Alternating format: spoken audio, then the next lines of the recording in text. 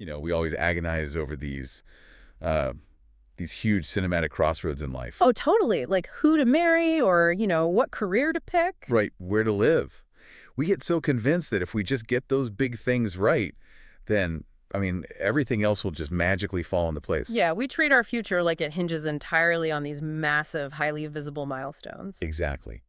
But the data shows something completely counterintuitive. It's actually the ordinary throwaway moments, like a passing comment at breakfast or the decision to hit snooze on a Tuesday, that dictate your trajectory. Right, or even just, your split-second reaction to a frustrating email. It completely flips the script on how we think about success and failure. It really does. Because we focus obsessively on the wedding day, right? But we completely ignore the tiny daily resentments that actually slowly erode a marriage. Yeah. We focus on the big job interview, but overlook the daily habit of avoiding difficult conversations that actually stalls a career. Okay, let's unpack this. Because if our lives are genuinely governed by these moments where we don't even realize we're making a choice, how do we ever gain control? Well, that's exactly what we're going to figure out. Right, that is the mission for this deep dive. We're looking into Shane Parrish's framework on clear thinking. We want to figure out how to pause the primal parts of our nature, stop reacting blindly, and start making conscious decisions. Because ultimately, you can either master your circumstances or you can be mastered by them. And it all starts with understanding this concept called positioning. Positioning. Okay, tell me about that. So imagine you're building financial compound interest, but instead of money, you're compounding your daily choices. Oh, I like that. Right. Every ordinary moment puts you in either a slightly better position or a slightly worse one. A good position means having leverage, having time, and multiple paths to victory. In a bad position. A bad position means you are forced into a corner. Huh. Think of it like playing a really chaotic game of Tetris. Oh man, I get stressed just thinking about Tetris. Exactly. When your pieces are neatly stacked, you have options, but when they're jagged and piled all the way to the ceiling, you're desperate. You need one specific piece just to survive. And it never comes when you need it. Like Yeah. ever. You end up just reacting to whatever garbage block falls next instead of playing an actual strategy. Exactly. So if ordinary moments are compounding to dictate our position, what's actively pushing us into bad ones? Like, why do we stack the blocks so poorly? Well, it's because we're fighting hundreds of thousands of years of evolutionary hardwiring. We have these subconscious cognitive shortcuts just running in the background. Like defaults. Yeah, exactly like defaults. In a prehistoric environment, these stimulus response mechanisms literally kept our ancestors alive. If a predator jumped out of the brush, you didn't sit down and do a cost-benefit analysis. Right, your brain bypassed logic and you just ran. But today, the exact same survival instincts completely sabotage us in, like a modern office or a relationship. Yeah, because my boss sending a vague Slack message isn't actually a saber-toothed tiger, but my body reacts like it is. Precisely. We have a physiological response that hijacks our rational thought, and the research shows it usually manifests in one of four ways. Okay, what's the first one? The first is the emotion default. That's reacting purely to feelings rather than facts. Just look at what happened to the Olympic shooter Matthew Emmons. Oh, wow. Yeah, this story is brutal. It really is. So Emmons was an absolute prodigy, right? He's poised to win his second Olympic gold medal. He's in the final round. The pressure is immense. He aims, he fires, and he shoots a perfect bullseye. A perfect bullseye. Yeah. But then what? He gets 0 points. Wait, I remember reading this. How do you shoot a perfect bullseye and get literally 0 points? Because he shot at the wrong target. Oh my gosh. Yeah, he was standing in lane 2, and he shot the target in lane 3. The pressure of the moment triggered this massive physiological stress response. So his body just went into overdrive. Right. His heart was racing so fast that his entire cognitive focus narrowed down to one single goal, calming his body down so his hand wouldn't shake. And that just pushed everything else out. Exactly. The emotion completely hijacked his prefrontal cortex, which handles logic and routine. He totally forgot his basic checklist of, just looking through the scope at his own lane number first. That is terrifying. Yeah. His own biology literally blinded him. But it's not just a racing heart that derails us, right? Sometimes the threat isn't physical pressure. It's a threat to how we perceive ourselves. Yes. Which brings in an even sneakier trap, which is the ego. What's fascinating here is that the human brain processes a threat to our social status in the exact same neurological center that processes physical pain. Wow, so an insult literally hurts. Yeah, protecting our self-worth and our place in the hierarchy, it feels like a matter of life and death. The classic historical example of this cognitive blind spot is actually Benedict Arnold. The ultimate traitor. Yeah. But from what I read in the research, he wasn't driven by some deep philosophical disagreement with the American Revolution, was he? Not at all. It wasn't about grand ideology. It was almost entirely about wounded pride. Arnold was incredibly insecure. Right, he had money problems, right? Huge money problems. He was deeply in debt, trying to maintain this lavish lifestyle just to impress the wealthy elite of Philadelphia. Ah, okay. So when he received a relatively mild reprimand from George Washington regarding some of his conduct, his ego simply couldn't handle the perceived drop in social status. So he just turned on his country. Basically, his desire to feel important and respected completely overshadowed his actual long-term self-interest. He cared way more about feeling validated than being loyal.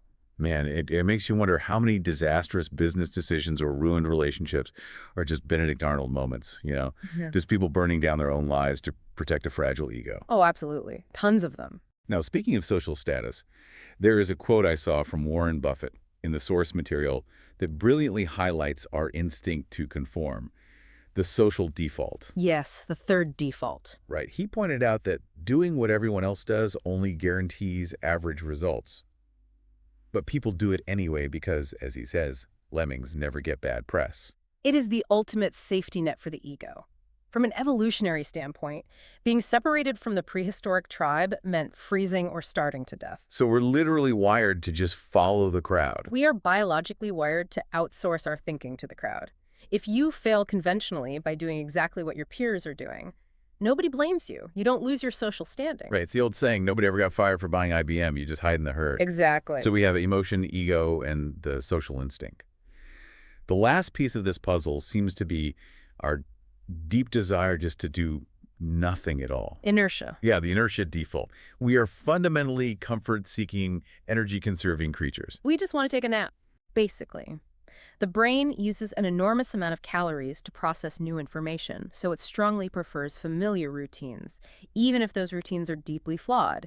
Staying the same requires zero extra energy. I look at these deeply ingrained instincts, and it feels like, well, it feels like looking at a smartphone's factory settings. That's a great way to put it. Right, they're just running silently in the background, draining our battery and making choices for us. But if I am biologically hardwired to let my emotions take over, protect my ego, follow the herd, and avoid change, aren't we basically doomed? It feels that way. I mean, how on earth do you fight millions of years of evolution? Well, you don't fight it by trying to delete the instincts. You fight it by creating a gap. You build internal mental strength to force a pause between the stimulus and your response. So you feel it, but you don't act on it. Right. You feel the ego flare up, but you don't immediately fire off that angry email. You build that pause through radical self-accountability. Which is incredibly hard to do. I was really struck by this story in the notes about a software coder. He's working at an intelligence agency shortly after 9/11. Oh, the late bus story. Yeah. So he's writing critical code. He shows up on a Sunday, and his colleague confronts him because the project is late, which is putting a covert operation at risk. And how does he react? The coder immediately gets defensive. He lists all these external factors. Yeah. He was pulled into meetings, and most importantly, his bus got stuck in a snowstorm for 2 hours. Right, the classic list of excuses. Exactly. He sends this long email justifying why it isn't his fault at all. And his colleague replies with arguably the most important paradigm shift you can have. He simply writes, "I don't care. It's your responsibility. Don't blame the bus for being late. Buy a car." Buy a car. It sounds so harsh. But it completely shifts the locus of control, doesn't it? It does. It forces you to stop bargaining with reality. The world works as it is, not as you wish it to be. The bus getting stuck in the snow wasn't his fault, sure, but delivering the software on time was still his responsibility. True self-accountability means realizing that no one actually cares about your excuses. Pointing fingers doesn't solve the problem. And when you stop pointing fingers, it requires a massive amount of true self-confidence. Not the loud, bragging kind of confidence, but the quiet kind, where you value the actual outcome over your own ego. Yes, outcome over ego. The notes had this incredible example of a female executive competing fiercely against a rival for his CEO position. They both presented solutions to a massive company problem. And what happened when she actually analyzed her rival's strategy? She realized his idea was objectively better, it was simpler, it was cheaper, and it carried less risk. Which is a huge blow to the ego. Massive. For most people, the ego's threat response would scream, tear his idea down, defend your own at all costs. But she didn't do that.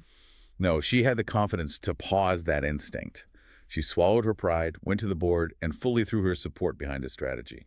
And that is exactly why the board ultimately gave her the CEO job. Wait, really? Because she Mhm. backed his idea. Yes. She proved in real time that she was capable of prioritizing the company's survival over her own need to be right. That is a rare and incredibly valuable standard of behavior for a leader. Which brings up the idea of standards in general. If we connect this to the bigger picture, Henry Kissinger had this famously brutal management trick to force high standards from his team. Okay, I have to hear this. So a staffer would hand him a drafted memo. Kissinger wouldn't even read it. He'd just hold it and ask, "Is this your best work?" Oh man, that's intimidating. Right.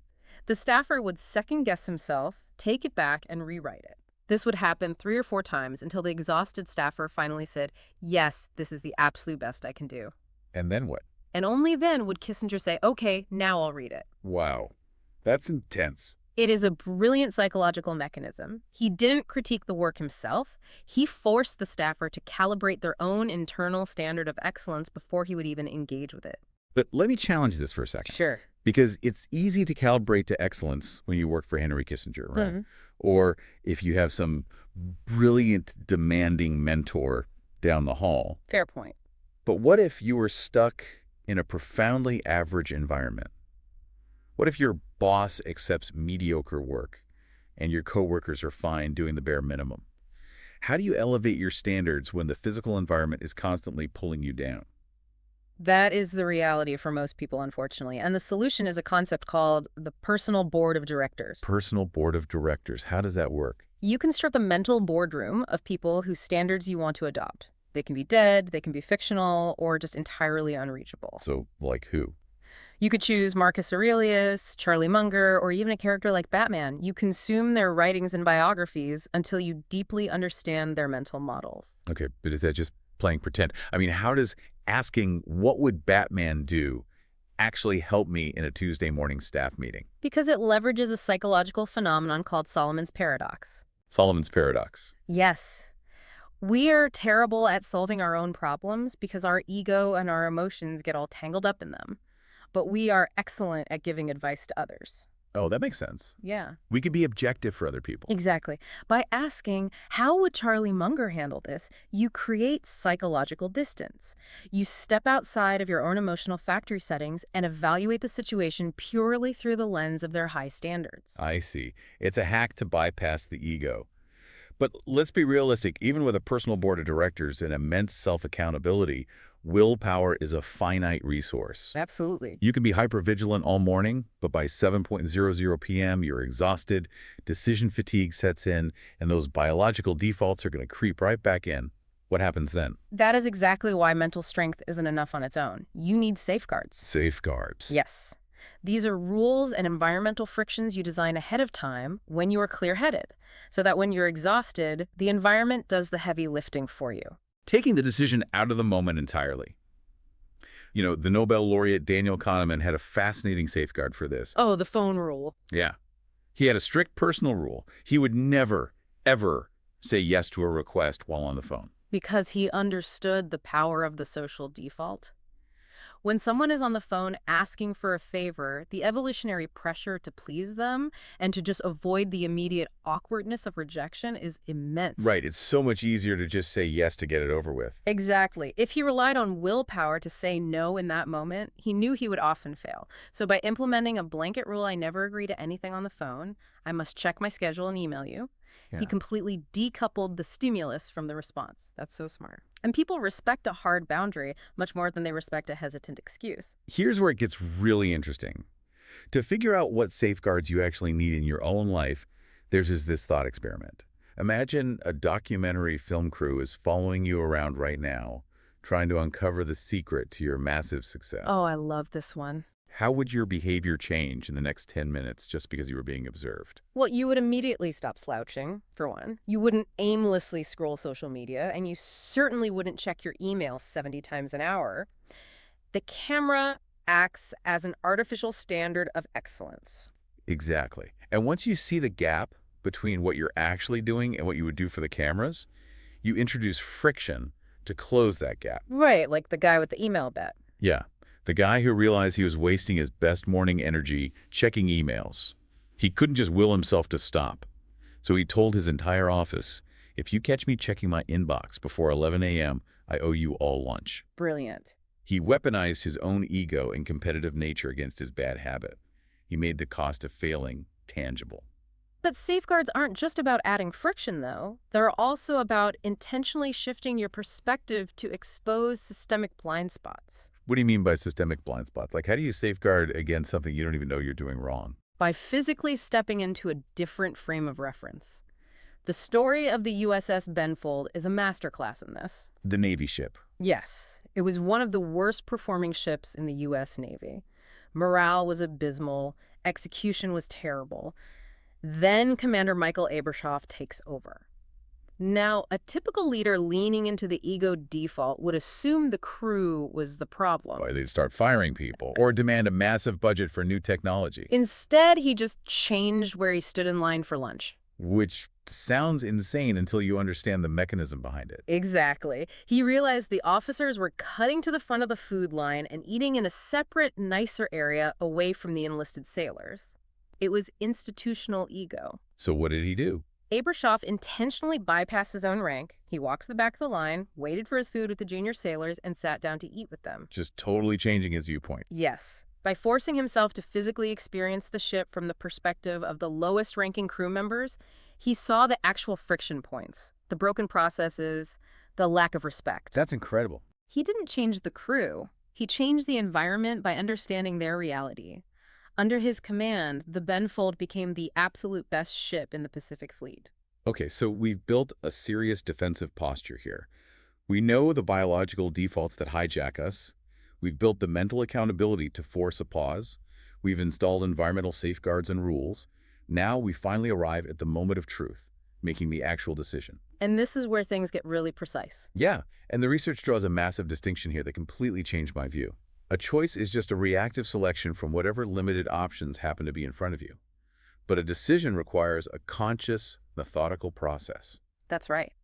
And the most critical step in that process is ensuring you're solving the real problem. We are so eager to take action that we sprint towards solving the first symptom we see without ever diagnosing the root cause. The downtown dog rescue story perfectly illustrates this danger of symptom solving. Animal shelters are constantly overcrowded, and the standard reaction is to define the problem as, how do we get more dogs adopted? Right, so they pour money into marketing campaigns and adoption drives. But the founder of Downtown Dog Rescue, Lori Weiss, hit pause. She asked a fundamentally different question. What did she ask? She asked, what would have to be true for there to be fewer dogs entering the shelter in the first place? It completely flips the lens. Totally. And when she actually looked at the data, she found a massive percentage of these dogs weren't strays. They were being surrendered by heartbroken families who simply couldn't afford a $50 bag of dog food or a minor vet bill. Wow. So because she defined the real problem, financial friction, not a lack of adopters, the solution was entirely different. Exactly. Instead of marketing, she took the budget and literally just bought pet food for struggling families.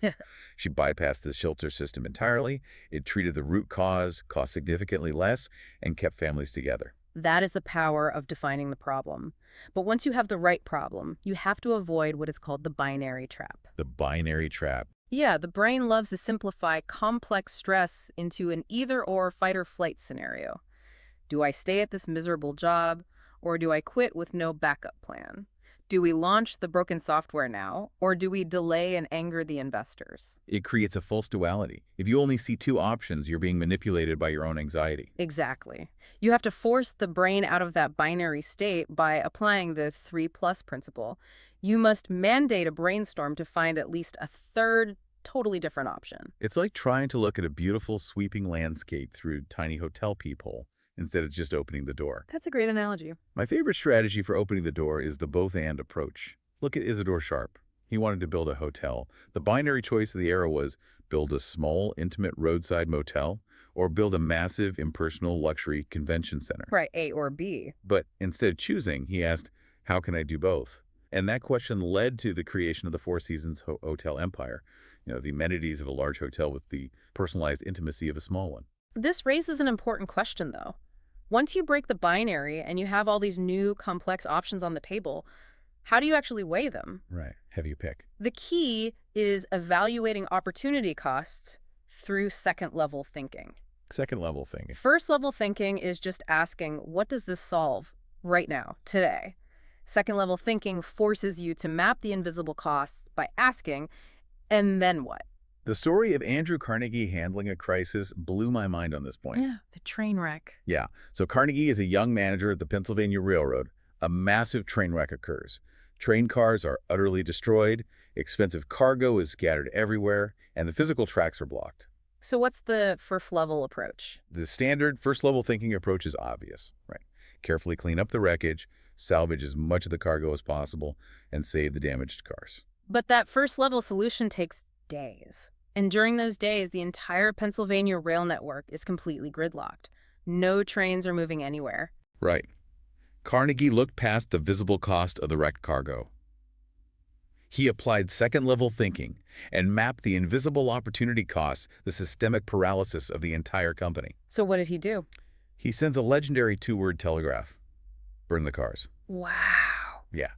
By setting the massive wreckage on fire and clearing the tracks in a matter of hours, he sacrificed the visible cargo to save the vastly more expensive, invisible costs of lost time. So what does this all mean? Exactly. Let me be the skeptic for a second, though. Go ahead.